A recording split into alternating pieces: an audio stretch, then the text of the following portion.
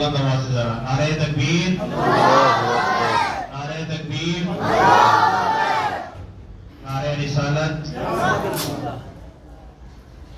شان صحابہ، شان صحابہ۔ اب جنہوں نے نعرے کا جواب دیا ہے وہ ذرا قریب قریب ہو جائیں۔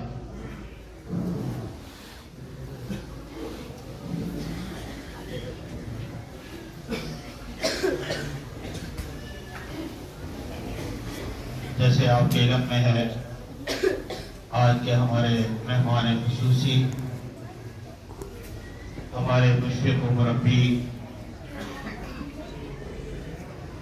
علماء کے سروں کے تاج، مدارس کے وکیل، مساجد کے وکیل، ترجمان دینی مدارس، اللہ رب العزت نے ہمارے اکابرین کو جن صلاحیتوں سے نوازا، آج ہمارے درمیان میرے استاد اور اس پورے علاقے بلکہ راولپنڈی اور اس سے آگے بڑھوں تو پورے پاکستان میں وفاق المدارس کی جنگ لڑنے والے، اور اگر میں یوں کہوں کہ کوئی بھی فتنہ اٹھا اس کی سرکوبی کے لیے، وہ چاہے مدارس کے حوالے سے ہو یا مدارس مسجد کے حوالے سے، وہ ختم نبوت کے حوالے سے ہو یا صحابہ کے حوالے سے، ہر میدان میں صف اول میں ہمارے یہ مجاہد نظر آئے۔ ہمیشہ سے بڑے بڑے حکمرانوں کو انتظامیہ کے ساتھ ان مدارس اور مساجد کی جنگ لڑی ہے، اور یہ سیرا یقیناً ہمارے محترم شیخ الحدیث حضرت مولانا قاضی عبدالرشید زید امیتہ ان کے سر جاتا ہے۔ اللہ نے ان کو بہت سی صلاحیتوں سے نوازا، ہمیشہ سفر میں رہتے ہیں اور مدارس کی جنگ لڑتے رہتے ہیں، اور اس چیز کا میں بھی گواہ ہوں کہ کورونا کے دنوں میں جہاں تمام کالج یونیورسٹیاں پورے کا پورا پاکستان بند پڑا ہوا تھا، بلکہ پوری دنیا بند پڑی ہوئی تھی، مدارس بند تھے، اس وقت بھی مرد مجاہد نے اپنے سفروں کو بند نہیں کیا، بلکہ ایک ایک بستی میں جا کر، ایک ایک شہر میں جا کر، کریا کریا جا کر، ایک ایک مدرسے کے اندر جا کر ان سے جا کے میٹنگیں کی، انتظامیہ کو ملے اور ان مدارس کو دوبارہ کھلایا۔ جہاں قال اللہ قال الرسول کی صدائیں بلند ہوتی تھی، یہ بند ہوئی، مدارس بند ہوئے، پھر انہی مرد مجاہد اٹھے، اور یہ سیرا بھی یقیناً ہمارے محترم میرے استاد، ہم سب کے استاد، تمام علماء اکرام کے سروں کے تاج اور علماء دیوبند کے یہ سرخیل مرد کلندر یہ میدان میں تھے، اور انہی کی برکات سے اللہ نے ان کی مدد کی، اور پھر انتظامیہ کے ساتھ مذاکرات بھی کامیاب کیے، اور پھر ان مدارس کو کھلایا، اور ان میں پھر قال اللہ قال رسول کی صدائیں بلند ہونی شروع ہوئی، اور انہی نے انتظامیہ کو بتایا کہ بھائی جیسے آپ کی میڈیسن ضروری ہے، ڈاکٹروں کی دوائیں ضروری ہیں، آپ کا علاج معالجہ ضروری ہے، اسی طرح روحانی علاج اور معالجہ بھی ضروری ہے۔ ان کو کھولو گے تو اللہ کا عذاب ٹلے گا، یہ آزمائش چلے گی۔ میں انہی الفاظ کے ساتھ، کیونکہ استاد جی نے آگے سفر پہ بھی جانا ہے، میں ان کو دعوت خطاب دوں گا کہ وہ آئیں اور ہمارے اس پروگرام کو، ہمارے ان لوگوں کو، اس مجمع کو اپنے قیمتی الفاظ اور اپنے قیمتی مسائل سے ہم سب کو مستفید فرمائے۔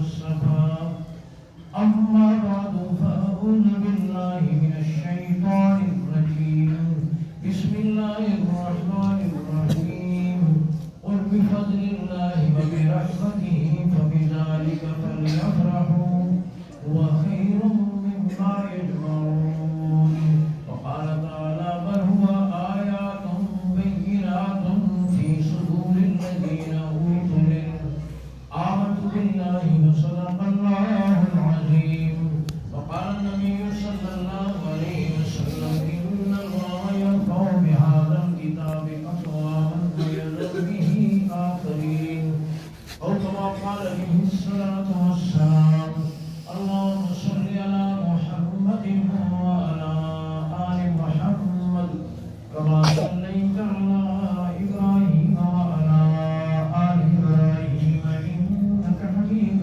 مجيد اللهم بارك على محمد وعلى آل محمد كما باركت على إبراهيم وعلى آل إبراهيم إنك حميد مجيد سارے حضرات محبت اور شوق سے درود شریف پڑھ لیں اللهم صل على سيدنا محمد جن جن حضرات نے درود شریف پڑھا ہے اور درود شریف کو مانتے ہیں اور نوجوان ہیں اور دیوار سے ٹیپ لگائی بیٹھی ہیں ٹیپ چھوڑ دیں ورنہ ان کی جوانی مشکل ہو جائے گی اپنی جوانی میں جو بوڑھا یا بیمار ہو ٹیپ لگائے بیٹھے نوجوان ادھر بھی جو نوجوان ٹیپ لگائے بیٹھے چھوڑ کے آگے آ جائیں جزاک اللہ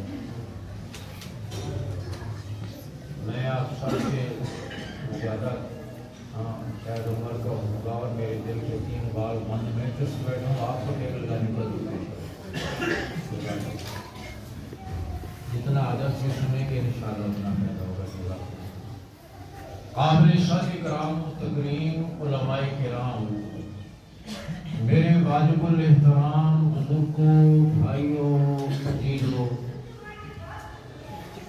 میں شکر گزار ہوں میزبان محترم عزیز محترم مولانا قاری امجد صاحب کا جنہوں نے آج کے اس پروگرام میں مجھے شریک کیا حضرات علماء کرام کی کثیر تعداد موجود ہے اور مجھ سے پہلے ہمارے بہت ہی محبوب جامع المحاسن بہتر اخلاص حضرت مولانا عبدالرشید کوثر صاحب دامت برکاتہ نے بڑی جامع گفتگو فرمائی ہے نوجوان علماء کرام ہمارے عزیز محترم اور شاگرد رشید حضرت مولانا شاکر محمود صاحب بھی تشریف فرما ہیں دیگر علماء وقت مختصر ہے میں آگے بھی کسی پروگرام میں مجھے جانا ہے اختصار کے ساتھ میں چند باتیں عرض کروں گا اور آپ کی توجہ کا طلبگار ہے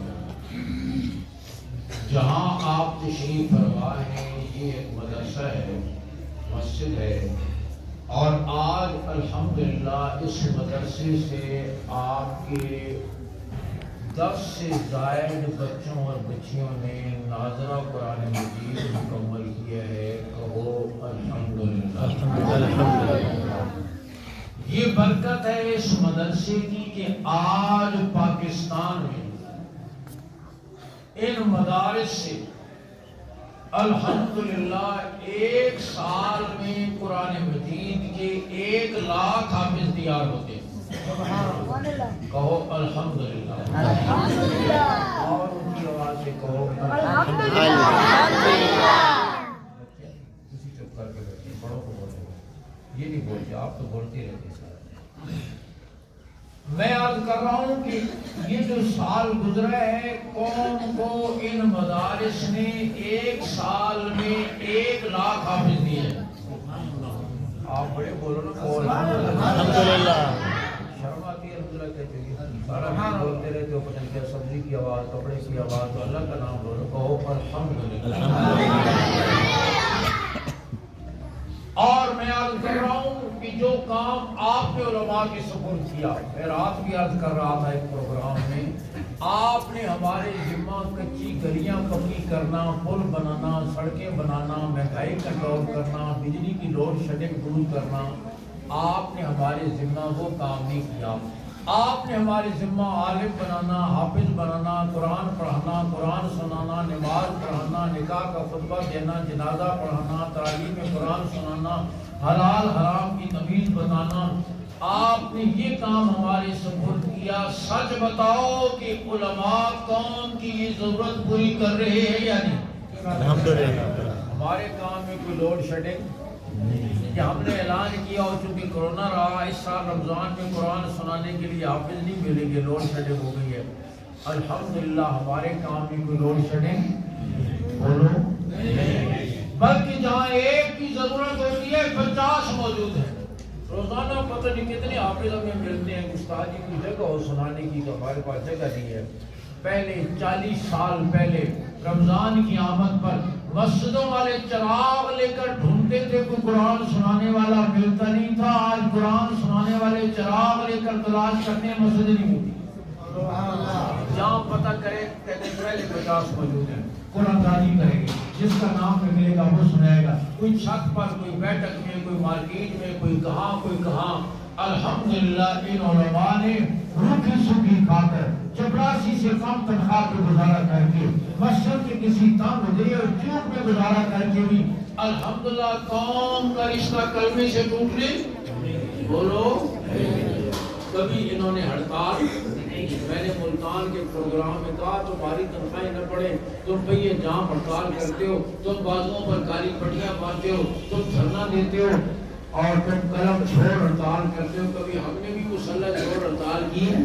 آپ نے کبھی سنا ہو پشاور، کوئٹہ، کراچی، گجرانوالہ، حیدرآباد، ملتان، پنڈی، گلگت، چترال، مظفر آباد علماء نے اعلان کیا تنخواہیں بڑھاؤ نہیں تو 14 اگست سے مسلح چھوڑ ہڑتال کریں گے، نہ جنازے پڑھائیں گے، نہ نمازیں پڑھائیں گے۔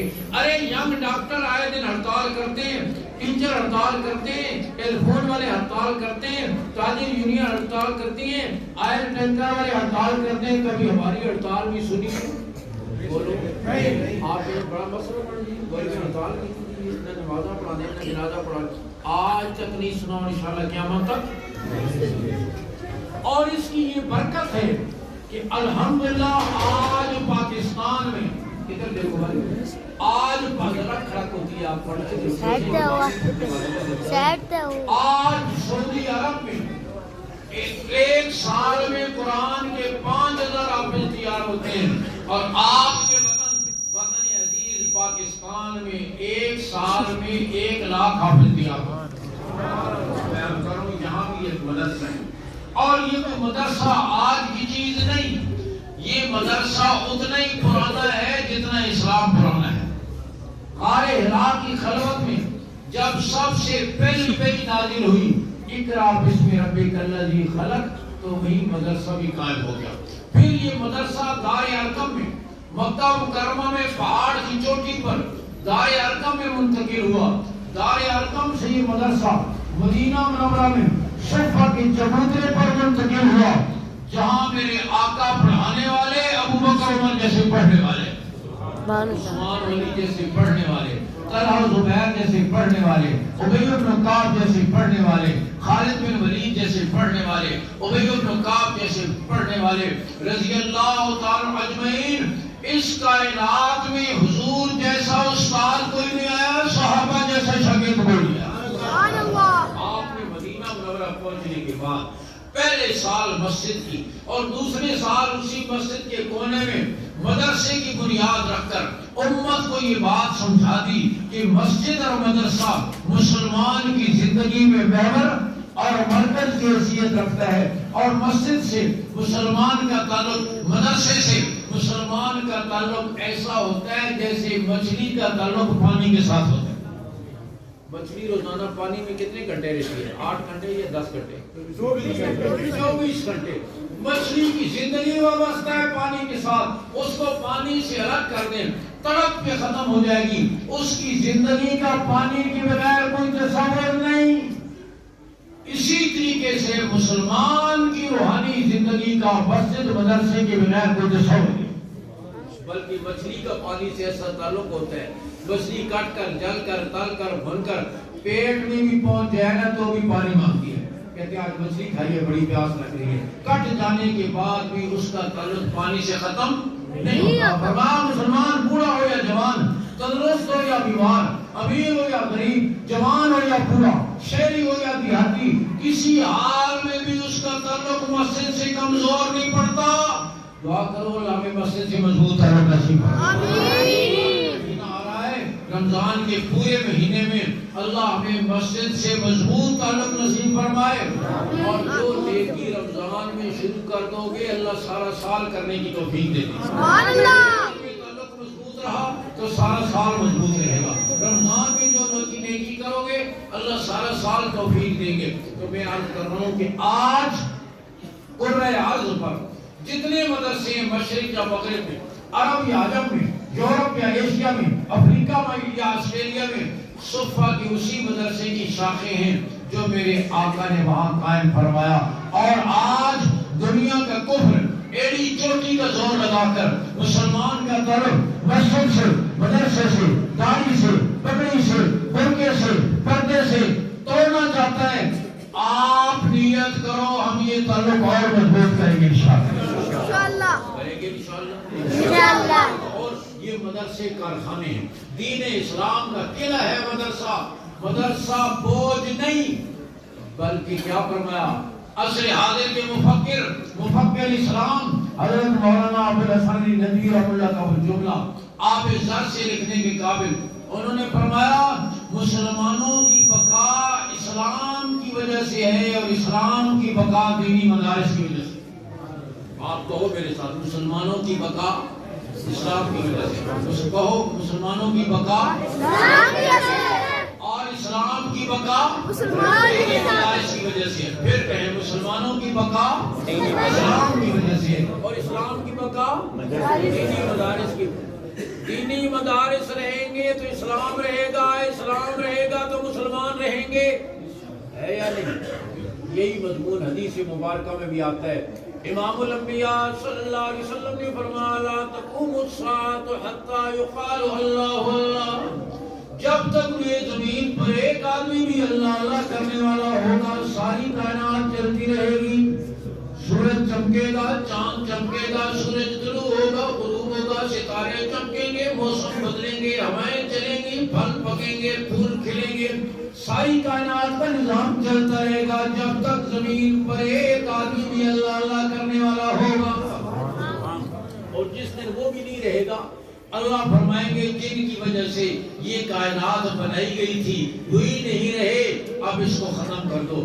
تو جب تک کیا فرمایا اللہ اللہ کرنے والے رہیں گے تو ساری کائنات، اور سب سے زیادہ اللہ اللہ کرنے والے کہاں ہوتے ہیں؟ بولو مساجد اور مدارس میں۔ اس وقت بھی مدارس میں 10 لاکھ بچے اور بچیاں قرآن یاد کر رہے ہیں، صبح سحری سے لے کر رات گئے تک کم از کم 10 لاکھ بچے اور بچیاں قرآن یاد کرتے ہوئے روزانہ قرآن مجید کا ہر بچہ ایک ختم کرتا ہے، اور 10 لاکھ بچے روزانہ قرآن مجید کے 10 لاکھ ختم کرتے ہیں۔ یہ قرآن پڑھا جائے، پھر ہزاروں طلبہ حدیث پڑھتے ہیں، اور ہر حدیث کے پڑھتے ہوئے اس کی سند پڑھتے شروع میں کیا کہتے ہیں؟ قال قال رسول اللہ صلی اللہ علیہ وسلم۔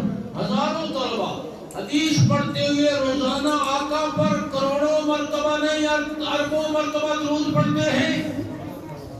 تو میں عرض کر رہا ہوں سب سے زیادہ اللہ اللہ مدرسوں کے اندر ہوتی ہے، اور پھر سب سے زیادہ جب اللہ اللہ مدرسوں میں ہوتی ہے تو اس کائنات کے وجود اور بقا کا ذریعہ یہی مدرسے۔ دعا کرو اللہ ہمیں مدارس کے ساتھ تعلق نصیب فرمائے، اپنی اولادوں کا تعلق قرآن کے ساتھ جوڑنے کی توفیق نصیب فرمائے۔ میرے دوستو ساری دولتیں یہی رہ جائیں گی لیکن قرآن کی دولت قبر کے ساتھ جائے گی، میدان حشر کے ساتھ جائے گی۔ اللہ رب العزت آپ نے قرآن سے فرمائیں گے پڑھتا بڑھتا جا اور جنت کے درجوں پر چڑھتا جا. 6,500 سے زائد آیتیں تو پڑھ دے, تیرے اتنے درجے میں بلند کروں. آپ نے قرآن پڑھنا شروع کرے گا لبنان کی ماں باپ کا اتنا بڑا درجہ بلند جتنا زمین و آسمان کا درمیانی فاصلہ ہے. رب ذوالجلال فرمائیں گے آپ نے قرآن پوری دنیا میں بولی اور چٹائیوں پر بیٹھ کر روکی سنگھی کھا کر دہشت گردی کے تانے سن کر میری کتاب کو اپنے سینے سے لگائے رکھا. آنا میں مجھے اپنی شان کے مطابق بدلہ دوں. اپنے خاندان کے 10 آدمی جن پر جہنم واجب ہو چکی ہے چھڑا کر جنت میں لے جاؤ. سبحان اللہ. یہ کوٹا جرنیل کے لیے نہیں, صدر کے لیے نہیں, وزیر اعظم کے لیے نہیں, پارلیمنٹیرین کے لیے نہیں, چیئرمین کے لیے نہیں. یہ کوٹا اس کے لیے ہے جس کے سینے میں اللہ کا قرآن محفوظ ہے. تو میں آپ کو مبارکباد دیتا ہوں جن بچوں اور بچیوں نے قرآن مجید نازلہ پڑھا. لیکن آپ نیت کریں کہ انشاءاللہ اپنے بچوں کو قرآن کا حافظ بنائیں گے, قرآن سے وابستہ کریں گے. اللہ نے آپ کو اپنے دروازوں پر یہ دولت دے رکھی ہے. اور پھر بچہ قرآن کا حافظ ہوگا تو حضور صلی اللہ علیہ وسلم نے کیا فرمایا؟ اللہ کے رسول کی نظر میں, اللہ کی نظر میں یہ حافظ کتنا قیمتی ہے. اور حافظ کسے کہتے ہیں؟ حافظ کا کیا معنی ہے؟ علماء نہ بولے, آپ بتا دو حافظ کا کیا معنی ہے؟ جو قرآن جس کے دل میں یاد ہو. عربی کا لفظ ہے حافظ, اور حافظ کا معنی ہے حفاظت کرنے والا. حافظ کا معنی کیا ہے؟ گارڈ, سیکورٹی گارڈ جیسے ہوتا ہے, حفاظت کرنے والا. جو حفاظت کرنے والا ہوتا ہے اس کو کیا کہتے ہیں عربی میں؟ حافظ. کیا کہتے ہیں؟ حافظ. اور جس کی حفاظت کی جا رہی ہوتی ہے وہ کیا ہوتی ہے؟ محفوظ. حفاظت کرنے والا حافظ, اور جس چیز کی حفاظت ہو رہی ہے وہ کیا ہوتی ہے؟ محفوظ. ہاں, میں اگر اپنی گھڑی کی حفاظت کرتا ہوں تو میں حافظ. ہاں, انا حافظ والساعۃ محفوظ. میں حافظ ہوں اور گھڑی کیا ہے؟ محفوظ ہے. اب دیکھو یہ جو حافظ کا لفظ ہے, رب ذوالجلال فرماتے ہیں انا نحن نزلنا الذکر وانا لہ لحافظون. ہم نے اس کتاب کو نازل کیا اور رب کہتا ہے حافظ تو ہم ہی ہیں. حافظون, حافظ کی جمع ہے. ہم نے اس کتاب کو نازل کیا ہے اور حافظ تو ہم ہی ہیں. یا اللہ تیری مخلوق میں سے, تیرے محبوب کی امت میں سے چھوٹے چھوٹے بچے جن کی پسلیوں میں تیرا قرآن, تیرا کلام محفوظ ہو جاتا ہے, ان کو بھی حافظ کہہ دیا جاتا ہے. میرا رب کہتا ہے اصل میں تو حافظ میں ہی ہوں, لیکن جن پسلیوں میں میری کتاب محفوظ ہو جائے وہ مجھے اتنے محبوب ہیں کہ ان کو بھی حافظ کہہ دیا جاتا ہے. وہ میرے محبوب ہیں. اس وجہ سے اصل تو رب کہتے ہیں حافظ میں ہوں, لیکن میرے بندوں میں سے, میری مخلوق میں سے جو قرآن یاد کر لے اس کو بھی میں اپنی اس محبت کی وجہ سے کیا کہتا ہوں؟ حافظ. اللہ رب العزت نے یہ دولت اس امت کو نصیب کی ہے. پہلی امتوں میں صرف وقت کا نبی حافظ ہوتا تھا, امت حافظ نہیں. عیسیٰ علیہ السلام حافظ ہے, امت حافظ نہیں. داؤد علیہ السلام حافظ ہے, امت حافظ نہیں. ہاں, موسیٰ علیہ السلام حافظ ہے, تورات کی امت حافظ نہیں. لیکن الحمدللہ آج اس امت کے اس قرآن اعظم پر 2.5 کروڑ سے زائد حافظ موجود ہیں. 2.5 کروڑ سے زائد حافظ موجود ہیں. اور الحمدللہ بچیاں بھی قرآن مجید یاد کر رہی ہیں. یاد رکھیں, کوئی باپ, کوئی ماں اپنی بیٹی کو اس سے قیمتی زیور, اس سے قیمتی عطیہ نہیں دے سکتے کہ انہیں قرآن مجید کی تعلیم دے. امام محمد کے زمانے میں بادشاہ وقت کی بیٹی کی رخصتی ہونے والی تھی. وہ اپنی بادشاہ کے حضور میں قسم کھا بیٹھا کہ جہیز میں بیٹی کو دنیا کی ہر چیز نہ دوں تو بیوی کو طلاق. بعد میں سوچا کہ دنیا کی ہر چیز مہیا کرنا تو میرے پاس میں بھی نہیں, ایک چیز بھی رہ گئی تو قسم ٹوٹ جائے گی, بیوی کو طلاق ہو جائے گی, گھر اجڑ جائے گا. پریشان ہو کے آیا امام محمد کی خدمت میں, حضرت یہ قسم کھا بیٹھا ہوں, پوری ہوتی نظر نہیں آتی, اب کیا کرو؟ امام محمد فرمانے لگے یہ تو بہت آسان بات ہے. اس نے کہا حضرت آسان کیسے, میری تو راتوں کی نیند اڑ گئی. انہوں نے فرمایا تو نے یہی تو کہا ہے نا کہ جہیز میں بیٹی کو دنیا کی ہر چیز نہ دوں تو بیوی کو. بولو بولو دوسرا کوئی نہیں ہوتا, آپ کو اپنی فکر پڑ گئی. یہ اس کی بات ہوئی, جہیز میں بیٹی کو دنیا کی ہر چیز نہ دوں تو بیوی کو, یہی کہا ہے. اس نے کہا یہی کہا ہے. فرمایا جہیز میں بیٹی کو قرآن مجید دے دو گویا دنیا کی ساری دولتیں دے دیں۔ بھائیوں بزرگوں، اور اگر سن رہی ہو تو میری بہنوں اور بیٹیوں، اگر کاغذ کے برقوں پہ لکھا ہوا قرآن مجید دے دینا یہ دنیا کی ساری دولتیں دے دینا ہے، تو بیٹی کے سینے میں قرآن محفوظ کر کے رخصت کرنا یہ کتنی بڑی دولت ہے۔ اور قرآن سے تعلق جڑے گا، آپ کے گھر جنت کے نمونے بنے ہیں، گھروں میں اللہ کی رحمت بارش کے قطروں سے زیادہ برسے گی کہ باپ پڑھ رہا ہو، بیٹا سن رہا ہو، بیٹا پڑھ رہا ہو، باپ سن رہا ہو، ماں پڑھ رہی ہے، بیٹی سن رہی ہے، بیٹی پڑھ رہی ہے، ماں سن رہی ہے، اور گھر میں یہ ماحول بنے۔ اور تیرے میرے نبی نے امت کو قرآن کے ساتھ جوڑا۔ آپ صلی اللہ علیہ وسلم نے عبداللہ ابن مسعود رضی اللہ عنہ، اس امت کے بڑے فقیہ بھی ہیں، اس امت کے بڑے قاری بھی ہیں۔ آپ صلی اللہ علیہ وسلم نے فرمایا ابن مسعود میرا جی اتنا چاہتا ہے تم قرآن پڑھو اور میں تم سے قرآن سنوں۔ حضور فرما رہے ابن مسعود میرا جی یہ چاہتا ہے تم قرآن پڑھو اور میں تم سے قرآن۔ ابن مسعود فرد مسرت سے جھوم اٹھے، عرض کرنے لگے حضور آقرا علیکہ وعلیکہ انزل، آپ کا سینہ دل میں نبوت کا خزینہ ہے، بھلا میں آپ کو کیا قرآن سناؤں، آپ پر تو قرآن نازل ہوا ہے۔ میرے آقا نے فرمایا ابن مسعود میرا جی یہ چاہتا ہے تم قرآن پڑھو اور میں تم سے قرآن سنوں۔ ابن مسعود نے پڑھنا شروع کیا، امام الانبیاء نے سننا شروع کیا۔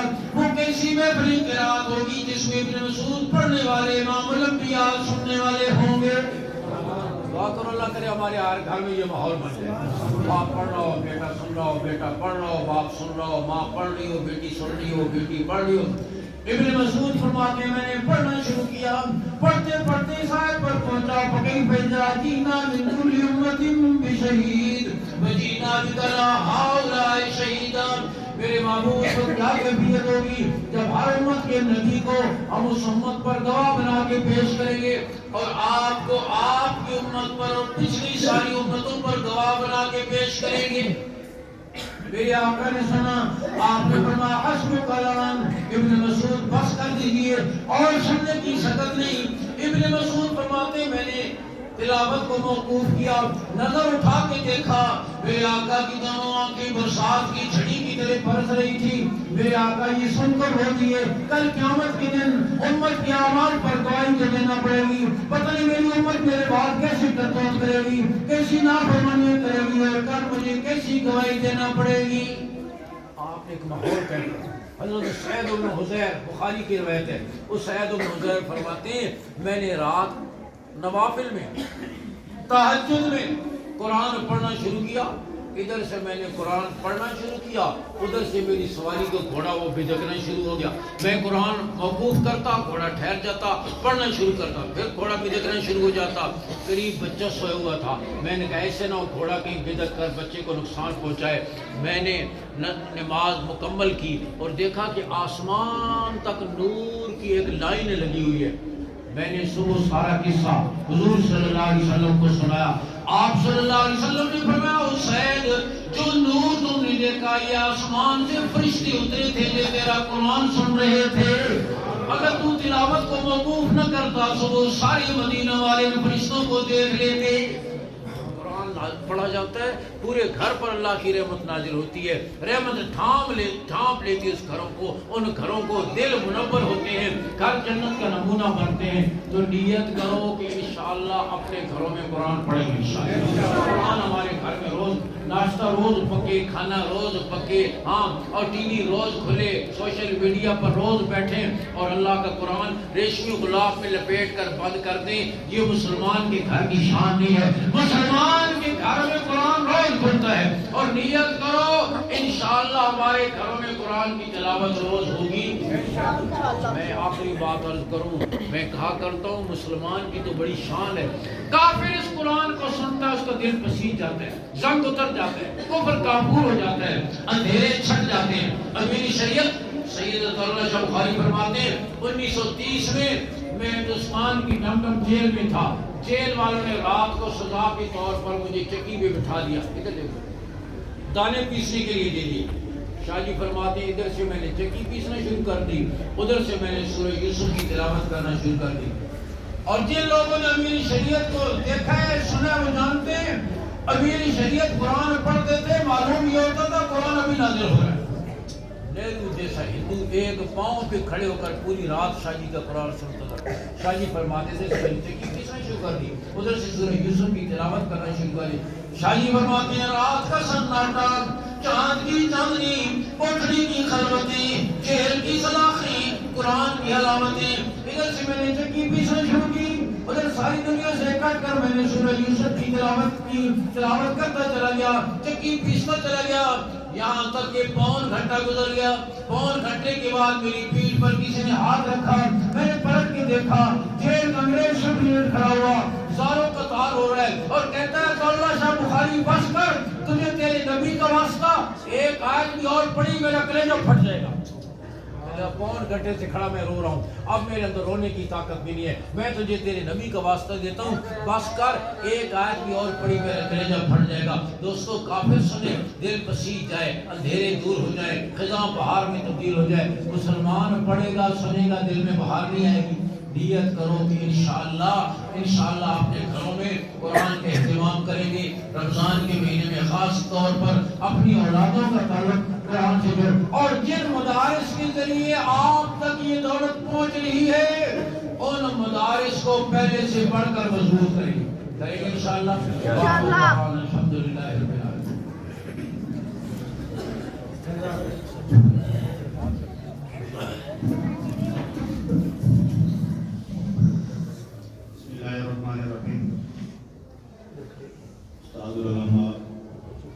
हमारे सबों के ताज,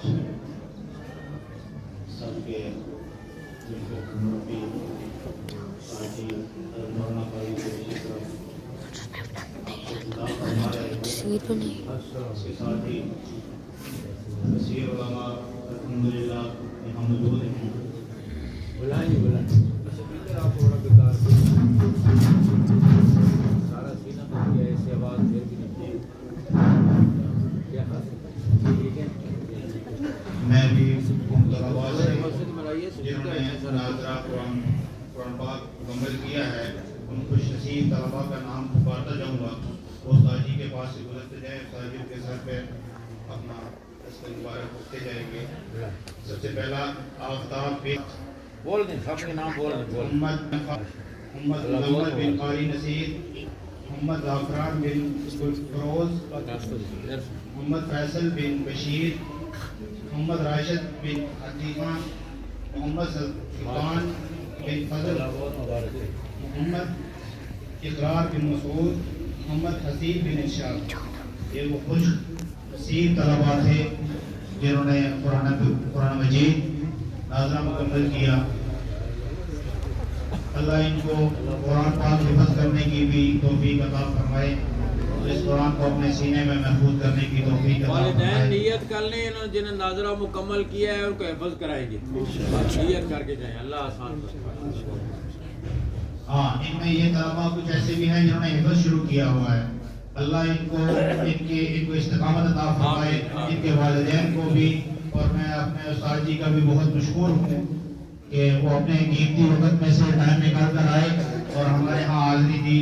आप तमाम हजरात, अभी नमाज अदा होगी, उसके बाद नमाज है और नमाज